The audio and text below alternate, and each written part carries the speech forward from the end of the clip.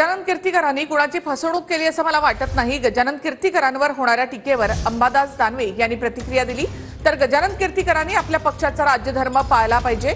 गजानन कीर्तीकरांवर भाजप आमदार नितेश राणेंनी हे वक्तव्य केलंय।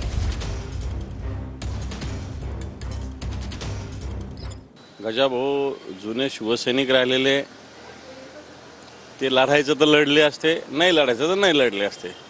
पण अशा पद्धतीने गजाभाऊ वागले असते असं बिलकुल मला वाटत नाही की घ्यायचं आणि नंतर नाही लढायचं। असं फसवणूक गजाभाऊने केली नसती। ठीक आहे, त्याने विचार बदलला, दुसऱ्या पक्षात गेले, आमच्याशी गद्दारी केली, हे बरोबर आहे। पण असं ओव्हरऑल वाटत नाही, कारण आमच्याकडे भागात गजाभाऊ एक ज्येष्ठ नेते राहिलेले आहेत, आताही आहेत। असं त्यांनी कधी केलं असतं असं मला मुळीच वाटत नाही।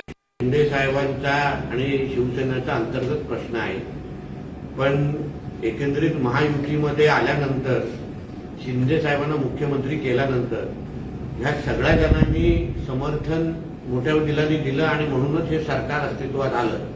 गजानन कीर्तीकर साहेबांनी शेवटी आपल्या पक्षाचा राजधर्म त्यांनी पाळला पाहिजे। मुलाला अगर वडिलांवर एवढंच प्रेम असतं तर वडिलांबरोबर आले असते पक्षामध्ये, पण त्यांनी शेवटी मुलांनी घरातच गद्दारी करायचं ठरवलं।